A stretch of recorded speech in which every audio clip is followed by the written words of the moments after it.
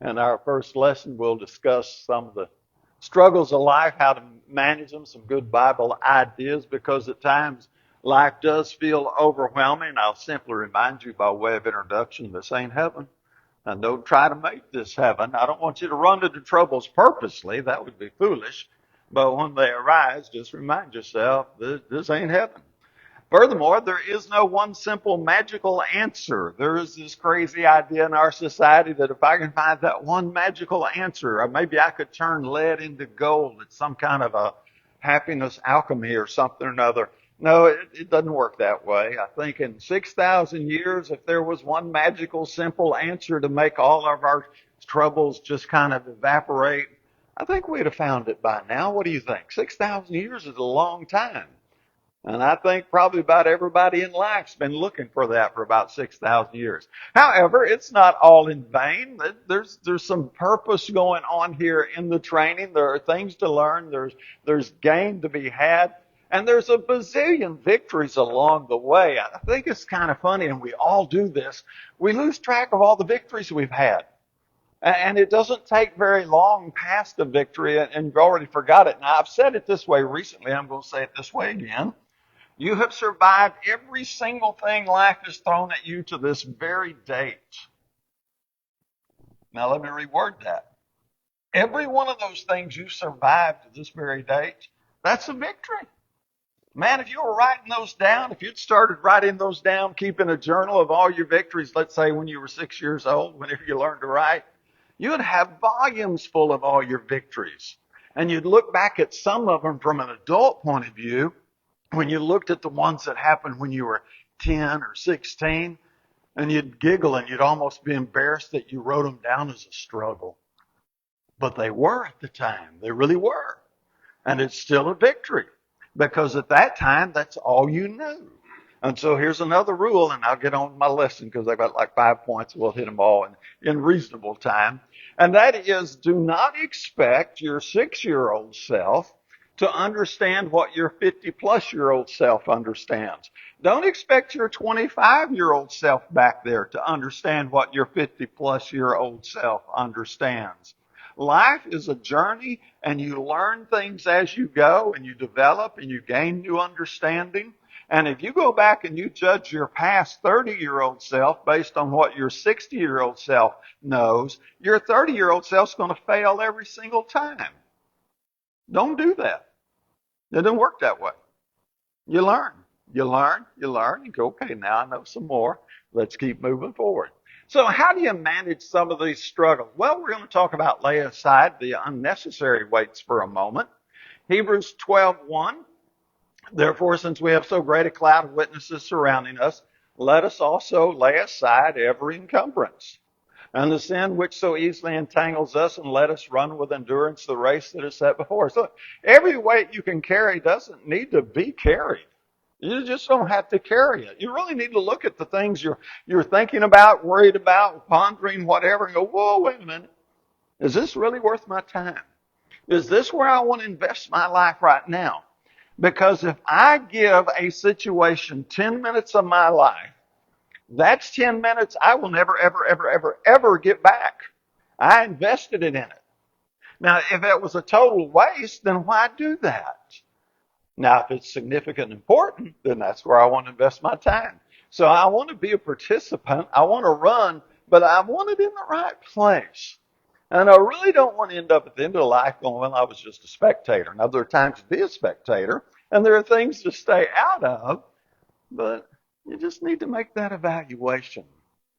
Is this really a weight I need to carry? Now, we're going to run through this as a long list. Actually, it takes 3 slides here. And we're just going to run up. I'm a preacher, so I'm not going to comment on these. Now, you know that's a lie already.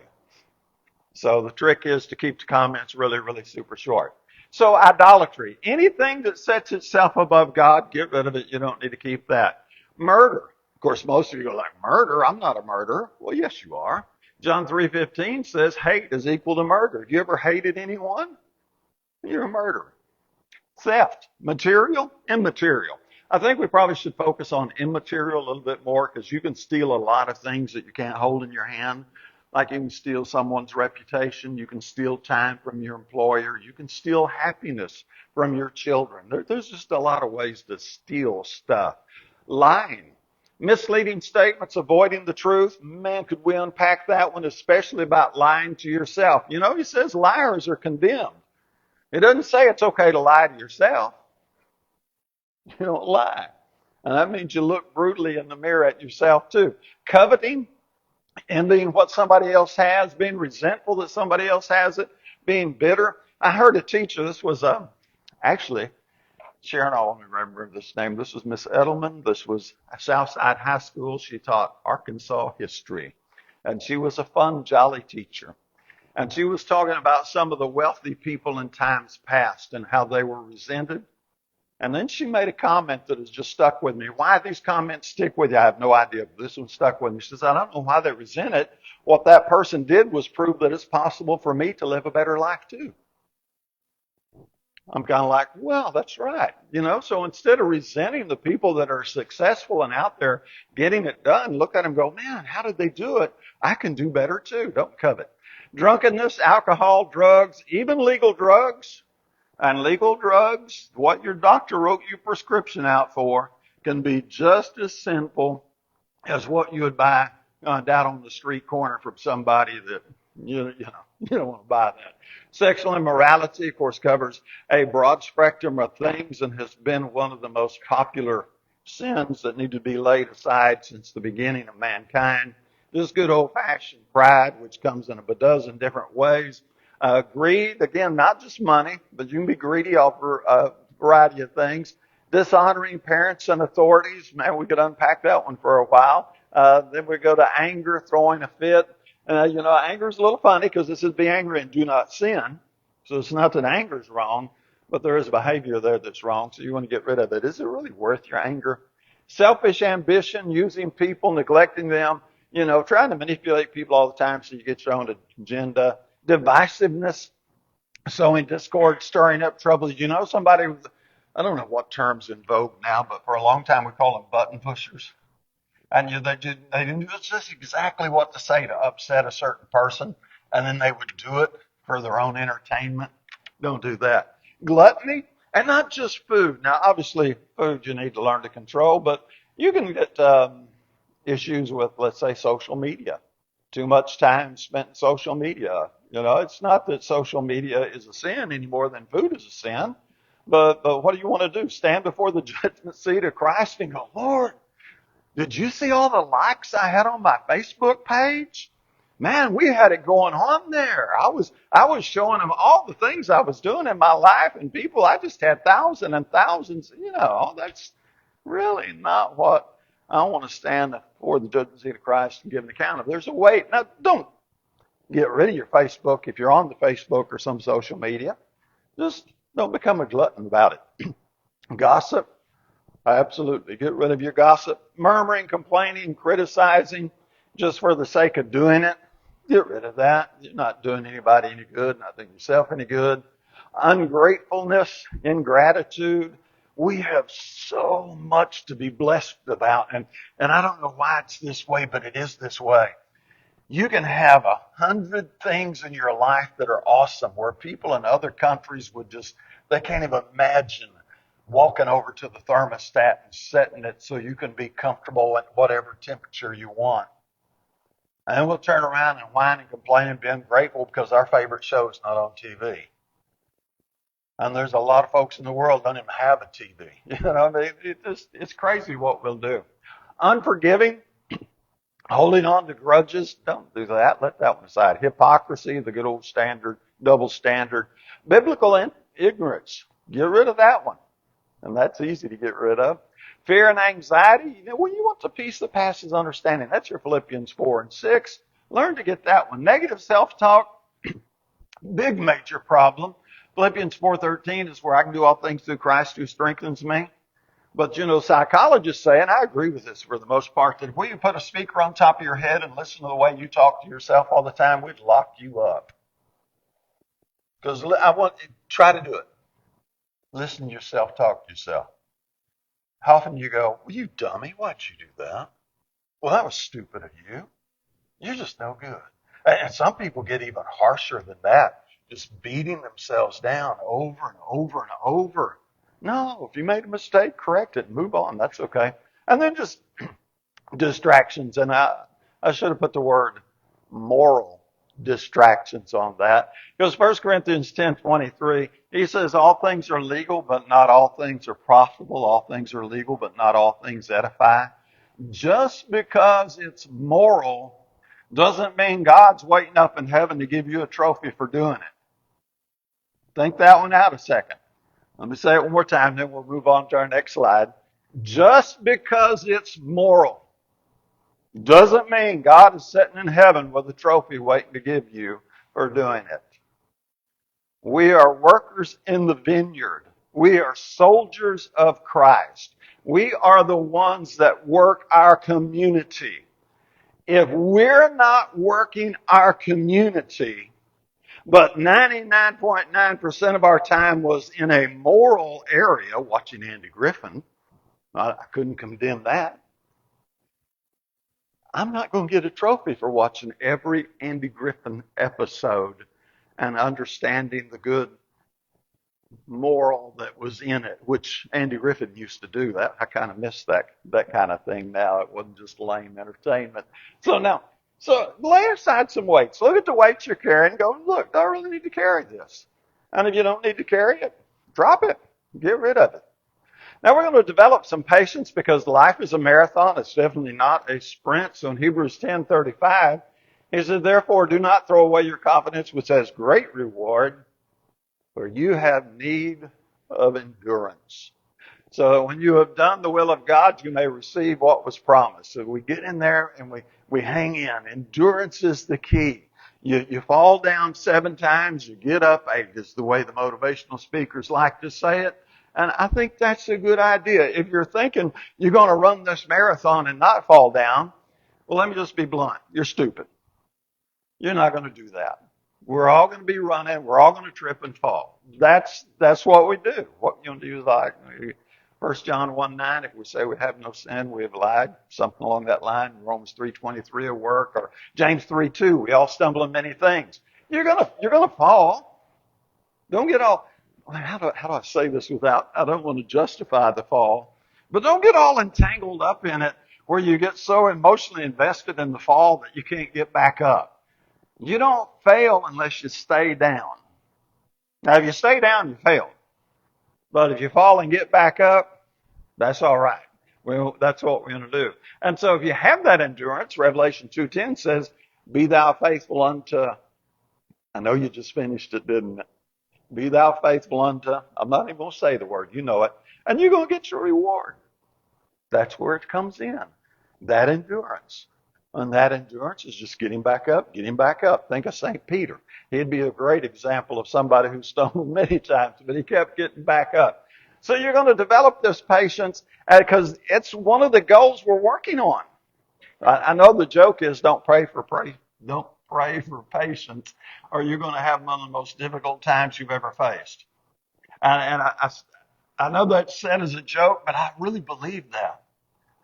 You're not going to develop patience unless you face situations that require you to develop patience. So if I'm going through a day, a week, a month, and everything's just falling into place, click, click, click, click, click, click, you know, and I'm not going to ever grow patience in that. May get a little spoiled in that, but I'm not going to grow patience in that. The only place I'm going to grow patience is when it is required to endure. So James 1:2-4, he said, consider it all joy, my brethren, when you encounter various trials, knowing that the testing of your faith produces endurance. Now, I think the New King James says produces patience. I'll let you do your own Greek study on that. And let endurance have its perfect work. So learning to develop patience in all this is part of the training. This is the process so that ultimately we can be perfect, complete, lacking nothing. There's your ultimate goal. So it's hard. And I don't think you should deny that it's hard. I think there's times that you just need to sit down and go, man, this is hard. Now, if you have somebody you can talk to, that's great too. They go, man, this is hard. and have a little discussion. Sometimes we just need to vent a little bit. We just need a shoulder to lean on. We just need somebody to talk to. And admittedly, the women are better at that than the men. It's kind of hard to find men who really want to talk about substantive things. Now, men do this. Listen to them. Listen to them in the foyer. What are they talking about? Did you see that ball game last night? Listen to the substance of what men talk about. Listen to them at work if you're around them at work. Listen to them at other places, like a coffee shop. Coffee shop's kind of funny. They just tell the same story over and over and over and over again. I mean, it is a nice little social time, but it's not substantive. You women, y'all get down to substance, and that's good. So it's hard. It is hard, but we can do it. God created us to do this. So we're going to keep developing that patience. We're going to be like Job, we count those blessed who endured. You've heard of the endurance of Job. We're in James 5:11. So we're talking about Old Testament character, but he's our example. So don't run from it. Something's hard. Run to it. Train through it. Y'all go, this is all training. I still love that phrase. I'm going to have to get me a t-shirt or a hat. No, I don't wear hats, but a t-shirt says it's all training. Well, what's in this lesson for me? Well, what's life trying to teach me? If it's all a process and God's involved providentially and through His Word and all that thing, then what's the lesson in this for me? What am I supposed to be learning here? And I think you really just need to sit down sometimes and go, what am I supposed to be learning here? And maybe make a list. Now, you don't have to write it down if you don't want to, but you really need to break this thing down. What am I supposed to be learning? And don't be too global, too general about that. Get really specific about you. And then when you have the obstacles in the path, don't whine about them too much, because they are frequently the path.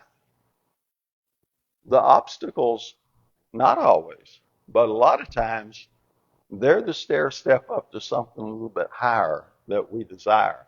So develop that patience. Be like Paul. I press on to the goal. Keep pressing on. You're laying up treasures in heaven. That's the ultimate thing. This is just a pilgrimage, 1 Peter 2:11. It is going to come to an end. I'll guarantee you that. And most of us in this auditorium, with the exception of a couple of youngsters, can see the end in sight. We are past the halfway mark. We are past the 3/4 mark. And if you use Psalm 90:10, where he says you get 70 to 80, some of you might be on bonus time by now. Yeah, it's going to end. So be working on that. So keep your eye on the leader is our third point. Fixing our eyes on Jesus. That's Hebrews 12:2. Just point blank says it right there. So Christ came down from heaven, took the form of a servant, a bondservant, and then suffered death, even death of the cross, Philippians chapter 2, because he saw the victory on the other side. He saw that big picture. So that's what we want to do. His struggle wasn't in vain. It wasn't a wasted effort. And our struggle doesn't have to be in vain. We can get with the program and we can gain along the way. It's just up to us. It's a choice that you and I make. Let's talk about Peter just a second. He's walking on the water. We're in Matthew 14:29. And in verse 30, he took his eyes off Jesus. And he saw the wind and he became frightened. And that's what happens. We take our eyes off the Lord and we start thinking, oh, this is too much for me. And we're right. We're 100% correct. This is too much for me. But Philippians 4:13 reminds me it's not all me. Philippians 4:13 says, I can do all things by myself. No, right. Through Christ who strengthens me. And then we'll say something nice, and I agree with this. 1 plus God is majority. And we'll go, yeah, isn't that great? But then when we face our own personal struggle, all of a sudden we're like, well, this is different. No, it's not. You're just being a crybaby. So don't take your eyes off Jesus. Keep your eyes there. So quick 3 things to keep you focused. Feed on the Word. If it's going to be a lamp to your feet, Psalms 119, 105, then you got to know how to use the lamp, know how to use it. Don't just dabble in it. And that is one of the problems we face. Too many of our people who profess to follow Jesus couldn't open up that book and tell you any more than a goat could tell you about that book. Number two, worship and praise. Not just in the assembly, but all the time. When you go about your business, turn your radio off in your car for 15 minutes going somewhere and sing whatever song you know. And if you don't know all the words, make them up. That'll be okay. Just the praise and the joy that's in your own heart, and focus on God. Don't restrict it to the assemblies. We don't get that much time here. If you'll put that on the clock, we don't get that much time here. Talk with others. James 5:16 says, confess your sins one to another. Pray for one another, you may be healed. Now, I do want to say, be selective, be discreet. And things vary. If you want to talk about some grandparenting things, okay, there's some people my age that may be a good source. I wouldn't spend much time talking to Archer about how to be a good grandparent. Now, I think one of these days he'll be a good grandparent, but what's his experience level right now? But if I had some issues and I wanted to understand the younger mindset of kids, and what's going on, I would definitely talk to Archer and Matt. Man, they'd be high on my list there, right? So be aware of who you're talking to when you're talking, and be discreet. You don't want to tell just anybody anything. So I'm trusting you to use your own common sense. Put difficulties into perspective. Is it really a mountain or is it just a molehill? Because how many times have you done this? You've been in the middle of something and this is just like, oh man, if I don't do this right now, the world's going to come to an end. And you just put all this crazy energy into it. You make a fool of yourself. And then 2 days later, you're going, oh man, I don't show my face anymore. Because it wasn't that big of a deal, was it? But we've all done it, haven't we? And so sometimes you just need to get your attitude adjusted. And Hebrews 12:3-4 will adjust your attitude as far as struggle and difficulties go. Let me just start at the top here, Hebrews 12:3. Or consider him who has endured such hostility by sinners against himself. It's talking about Christ. So that you will not grow weary and lose heart. You have not yet resisted to the point of shedding blood in your striving against sin. I'm like, okay, that will put you in perspective. Because I know I've done it too. I've sat on the pew, and as I get a little older, it just gets a little harder to get comfortable, and I'm wiggling around a little bit, and the preacher gets a little long-winded, and I'm thinking, man, I wish you'd wrap this up. I'm suffering here. Isn't that's laughable as we use it as an illustration. Because, man, wouldn't you love it that your biggest suffering point in life was a long-winded preacher and he went 10 minutes too long? That would be like a picnic for a lot of folks. I don't know what you're suffering, but I know it could be worse. And I say that with the awareness that I know some people suffer some really, really serious stuff. It is really, really hard. But if you'll think about it, it could be worse. Now, let me keep it simple right now. You could be suffering whatever it is you're suffering in a third world country and not have any of the resources available to you that you have here. Think about that. It could be worse. Get an attitude adjustment. Now, don't be irresponsible. Go ahead and address what you need to address, but don't let that problem grow bigger than it really is. So remember Jesus' example, and he did come to suffer for us. Read Hebrews 11, that Hall of Fame of faith and all the stuff they suffered, and that was pretty brutal stuff in some of those cases. Focus on eternity. Look beyond the tombstone. Man, you're the way that the popular saying is, you're a spiritual being having a physical experience. The idea is when this body dies, you keep going. And you do. And so you want that eternal perspective, not just a here to the tombstone perspective. And then 2 Corinthians 4:17, our momentary light affliction. Now, we don't have time to go here, but you need to go from light affliction to 2 Corinthians 11:24, where Paul lists the sufferings of his light affliction. And it puts it in a whole new perspective. So we look at the things which, we don't look at the things that are seen, but we look at the things which are not seen. For those things which are not seen are eternal. That's where we want to go. And number 5, this is our final one. We're going to endure the chastening and discipline of the Lord. This is all training.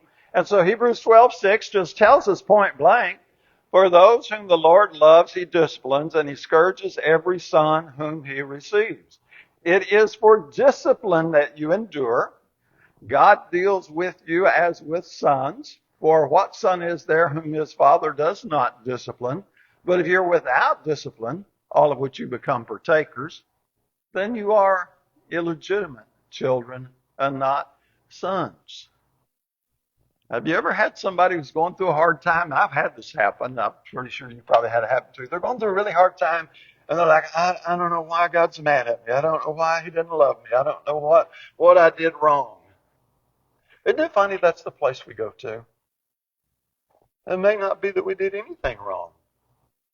It may be just exactly what the Hebrew writer said. God loves us.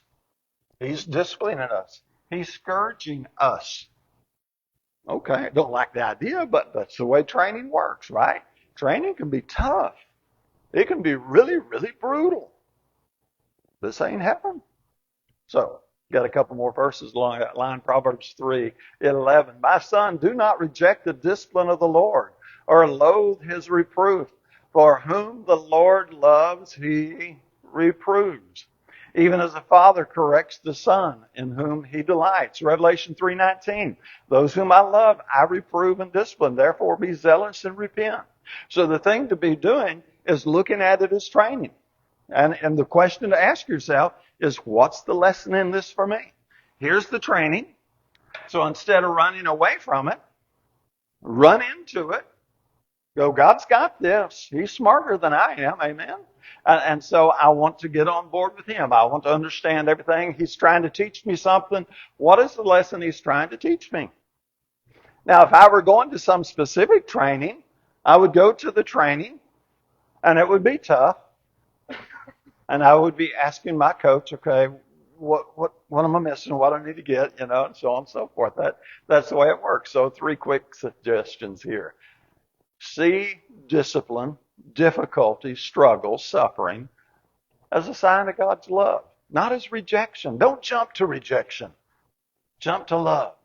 So I'm down to 2 minutes, so let me be real quick. I had a friend once.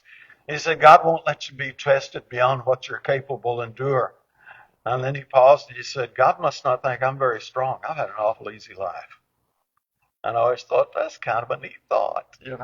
You're going through some tough times. God's showing you how tough you are. Maybe you're in spiritual Navy SEAL training. Seek the wisdom to engage the training. That's James 1:5, incidentally. After he said, count it all joy when you fall into various trials, so on and so forth. Verse 5, he says, if you lack wisdom, pray for it. And then be optimistic.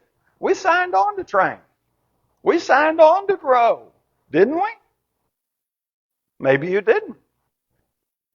But this is what Christians really sign on for. And it's going to be tough. It's going to be really tough. So, last slide. Now I'll turn it back over to Brother Jeff. We can overcome. It is hard and it hurts. I don't want you to dismiss that. Sometimes it hurts really bad. And you recover and you keep going. So we went to the football game Friday night. We went over to Wynn. The ambulance took one player off on a stretcher. And there were 2 or 3 others that limped off. It was a tough game. And you know what? After the game was over and we went out on the field, because they still let you go out on the field over there, and they were talking to the coaches and stuff, I saw one of the last kids that got carried off coming back with his ankle wrapped up, and he was smiling and posing for pictures with all his friends. Yes, it was hard. Yes, it hurt. But in that young man's mind, that was part of the training. That's part of the experience. And if he keeps his focus, he'll take his recovery time and he'll get well and he'll be back on the field. Now, if he lets it get to him and he gets all crybaby about it, like, they weren't supposed to hurt me playing football. Football's supposed to be easy. And, his football time's over. Do you get the idea there? Every step forward counts. Everything counts, incidentally. That's another lesson. But everything counts. It's kind of like when you're eating. You ever know somebody who sneaks into the kitchen and gets a bite of cake where nobody can see them? Because it doesn't count if somebody didn't see you eat it, right? Well, that's a lie. Everything you do counts. If you oversleep, that counted. You gave up part of your day.